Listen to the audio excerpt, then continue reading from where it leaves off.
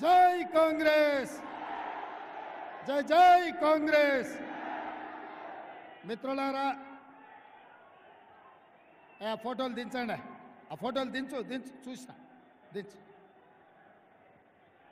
మిత్రులారా, శ్రీమతి సోనియా గాంధీ గారు, శ్రీ మల్లికార్జున్ ఖర్గే గారు, శ్రీ రాహుల్ గాంధీ గారు మెదక్ పార్లమెంటు నియోజకవర్గం నుంచి కాంగ్రెస్ పార్టీ అభ్యర్థిగా నీలం మధును ఎన్నికల బరిలో దించితే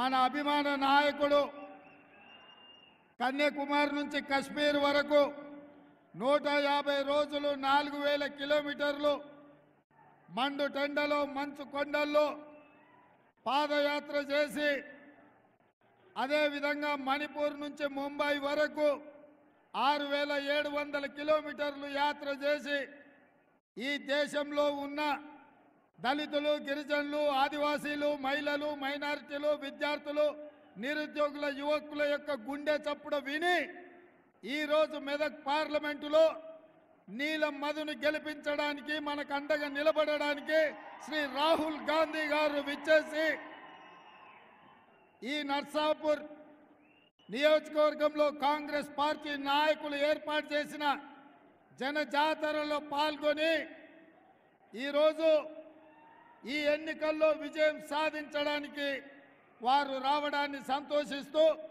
మీ అందరి తరఫున వారికి స్వాగతం పలుకుతున్నాను. మిత్రులారా, మెదక్ పార్లమెంటు నియోజకవర్గానికి దేశ చరిత్రలోనే ఒక గొప్ప పేరు ఉన్నది. ఆనాడు దేశంలో జనతా పార్టీ విఫలమై, దేశ రాజకీయాలు అల్లకల్లోలమై, దేశంలో ప్రభుత్వమే లేని అరాచకం తాండవిస్తున్న సందర్భంగా శ్రీమతి ఇందిరా గాంధీ గారు 1980లో ఇదే మెదక్ పార్లమెంటు నుంచి ఎన్నికల బరిలో దిగి అత్యధిక మెజార్టీతో గెలిచి ఈ దేశానికి ప్రధానమంత్రిగా ఎన్నికైన సంగతి ఇక్కడున్న ప్రతి ఒక్క మెదకు బిడ్డకు తెలుసు. ఆనాటి ఎన్నికల్లో ఆంధ్రప్రదేశ్లో 42 ఎంపీ స్థానాలు ఉంటే 41 స్థానాలు కాంగ్రెస్ పార్టీ ఈ గడ్డ మీద 3 రంగుల జెండాను ఎగరేసి దేశానికి ప్రధానమంత్రిగా శ్రీమతి ఇందిరాగాంధీ గారు నాయకత్వం వహించారు. ఆనాడు ఇందిరాగాంధీ గారు ఈ ప్రాంతం నుంచి ప్రాతినిధ్యం వహించినప్పుడే ఈ ప్రాంతం పారిశ్రామికంగా అభివృద్ధి చెందింది. ఈ ప్రాంతంలో మనకు బీడీఎల్ కానీ, బిహెచ్ఎల్ కానీ, డిఫెన్స్ ఫ్యాక్టరీలు కానీ, పటాన్ చెరువు మన పారిశ్రామిక వాడ కానీ, రామచంద్రాపురంలో వచ్చిన పెట్టుబడులు కానీ ఆనాడు శ్రీమతి ఇందిరాగాంధీ గారు ఈ దేశ ప్రధానమంత్రిగా ఉన్నప్పుడే మన మెదక్ జిల్లాకు పెట్టుబడులు వచ్చినాయి. ఇవే కాదు, ఈరోజు కూడా ఈ రాష్ట్రానికి, దేశానికి వేలాది పరిశ్రమలు ఈ మెదక్ ప్రాంతంలో ఉన్నాయంటే ఆనాడు శ్రీమతి ఇందిరాగాంధీ గారు ఈ ప్రాంతం మీద ప్రత్యేకమైన మమకారం చూపించి ఈ మెదక్ను అభివృద్ధి చేసింది కాబట్టి ఇవాళ ఈ ప్రాంతం అంతా అభివృద్ధి చెందింది. ఇవాళ దేశం నలుమూలల నుంచి, ఇతర దేశాల నుంచి ఉద్యోగ ఉపాధి అవకాశాల కోసం ఎవరు వచ్చినా ఇవాళ ఈ మెదకు హక్కున చేర్చుకొని అవకాశాలు ఇస్తుంది. ఆనాడు ఇందిరాగాంధీ గారు ముష్కర్ల చేతిలో తుపాకీ తూటాలకు బలైనప్పుడు ఈ దేశ ప్రధానమంత్రిగా, మెదక్ పార్లమెంటు సభ్యురాలుగా వారి చివరి శ్వాస వరకు, ఆఖరి రక్తపు పట్టు వరకు మన గడ్డకు, మన ప్రాంతానికే ప్రాతినిధ్యం వహించిండ్రు.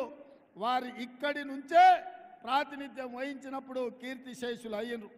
అట్లాంటి మెదక్ పార్లమెంటు నియోజకవర్గం గత 25 సంవత్సరాలుగా 1999 నుంచి 2024 వరకు ఈ పార్లమెంటు నియోజకవర్గం బీజేపీ, బీఆర్ఎస్ చేతిలోనే మగ్గిపోయింది. అందుకే ఈనాడు ఈ ప్రాంతానికి విముక్తి కలిగించే అవకాశం మీ చేతుల్లో ఉంది. అందుకే రాహుల్ గాంధీ గారు ఒక బలైన వర్గాల బిడ్డ నీలం మధు ముదిరాజును ఈ ఎన్నికల్లో దించి ఆనాడు ఇందిరాగాంధీ గారు ప్రాతినిధ్యం వహించిన ఈ పార్లమెంటులో నీలం మధును ఈరోజు కాంగ్రెస్ పార్టీ ఎన్నికల బరిలో దించింది. ఈరోజు బీజేపీ నుంచి నిలబడ్డ ఆయన ఎవరో కాదు, పక్కనే దుబ్బాక ఉప ఎన్నికల్లో ఎమ్మెల్యేగా గెలిచి మోడీ నుంచి వేల కోట్ల రూపాయలు నిధులు తెస్తామని దుబ్బాక ప్రజల చెవుల్లో పువ్వు పెడితే ఆ పువ్వును మొన్న శాసనసభ ఎన్నికల్లో బండకేసి కొట్టిండ్రు, ఉప్పు తీసి ఉప్పు పోసి పాత రేసిండ్రు. ఇక రెండోగా ఆయన బీఆర్ఎస్ నాయకుడు, బీఆర్ఎస్ నుంచి నిలబడ్డ ఆయన ఎవరో కాదు, మన మల్లన్న సాగర్లో, మన రంగనాయక సాగర్లో, మన కొండ పోచమ్మలో వేలాది ఎకరాల భూములను, వేలాది మంది రైతులను ముంచి వాళ్ళ సొంత భూములు, తాతలు ముత్తాతలు ఇచ్చిన భూములు ప్రభుత్వం గుంజుకుంటుంటే మాకు సరైన నష్ట పరిహారం ఇవ్వండి అని అడిగితే పోలీసులను పెట్టి తొక్కించిండు. పోలీసుల బూట్ల కింద ఈ ప్రాంత రైతులను అణిచివేసిండు. ఇవాళ మన మీద అక్రమ కేసులు పెట్టి మన భూములు గుంజుకొని మన ప్రాంతం మీద ఆధిపత్యం వహిస్తున్న వెంకట్రామరెడ్డిని ఓడించాల్సిన బాధ్యత